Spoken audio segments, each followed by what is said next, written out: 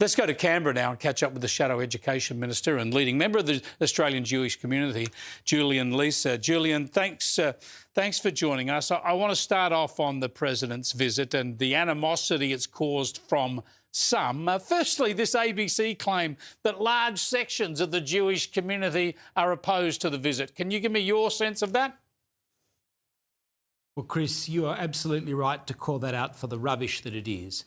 The overwhelming majority of Jewish Australians support the State of Israel, believe that it has the right to exist, and take great comfort from the presence of the President of Israel here at a time when the Jewish community is mourning, when our community, the Jewish community, was targeted specifically at the Bondi terror attack. Israel is a friendly nation. It's a country that helped Australia get through that terrorist attack by sending some of its paramedics and other people to help deal with the situation. It's entirely appropriate the President is here.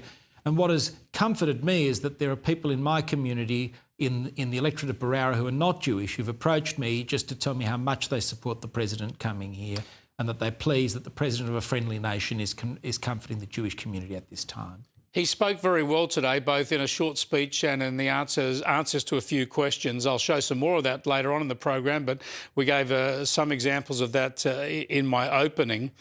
Tell me about the reception he's received here and whether that's acceptable, that there's so much animosity seemingly from a government that's ambivalent about it. They've extended the invitation, but they seem ambivalent about it.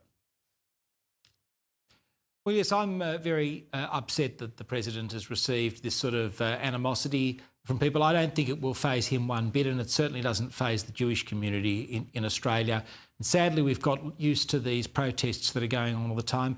I've got a very simple message to the protesters. Stop re-traumatising your fellow Australians who are suffering from reeling from the attacks at Bondi, and have a thought for your fellow Australians at this time. This behaviour is unacceptable. They should not be able to shut down the whole city. I'm pleased to see the Supreme Court decision today, and I would call on the police to enforce the law. Well, it's going to be a test. I would argue, and I'm certain you would agree with me, that they have been too soft, governments and police, too soft on these anti-Israel, pro-Palestinian protests right from December the 8th, 2023. They need to try and put the genie back in the bottle, and this week is going to test them. We'll see how they go. Chris. Yeah, well, they need to toughen up this Chris, week. And this is why, as soon as the President's visit was announced, I wrote to Commissioner Lanyon and I called on him to extend the bans that he put in place now around Bondi and around other Jewish communal infrastructure. People have the right to protest, but if they want to change the foreign policy of the country, come to Canberra. The federal parliament makes foreign policy, not places in the city of Sydney, and it's time that we got our streets back.